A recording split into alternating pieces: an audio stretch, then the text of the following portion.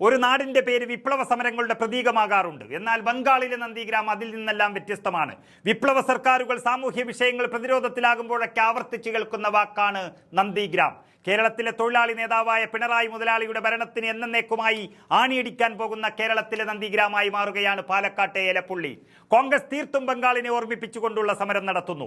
ദില്ലി മദ്യനയ കേസിലെ മദ്യരാജാവിന് ടെൻഡർ പോലും വിളിക്കാതെ കരാർ നൽകിയത് അമ്മാവന്റെ മക്കളായതുകൊണ്ടല്ല, കോടികൾ കൊള്ളയടിക്കാൻ വേണ്ടി.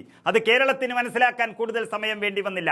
രാജ്യം കണ്ട ഏറ്റവും വലിയ ദില്ലി മദ്യ അഴിമതി വിവാദമുണ്ടാക്കിയ കമ്പനി ഒയാസിസ് തന്നെ അരവിന്ദ് കെജ്രിവാളിന് ശേഷം പിണറായി വിജയൻ എന്ന മുഖ്യമന്ത്രിയെ മാത്രം അന്വേഷിച്ച് ഇങ്ങത്തെ കോട്ട് വന്നിട്ടുണ്ടെങ്കിൽ അതിനർത്ഥം പിണറായിയുമായി ഡീൽ ഉറപ്പിച്ചു എന്ന് മാത്രമാണ്.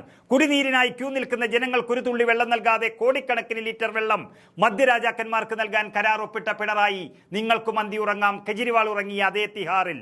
അതിനായി താങ്കൾ തന്നെ ഊറ്റം കൊണ്ടിരുന്ന നിങ്ങളുടെ പാലക്കാട് ഉണർന്നു കഴിഞ്ഞു മറ്റൊരു നന്ദിഗ്രാമാകാൻ.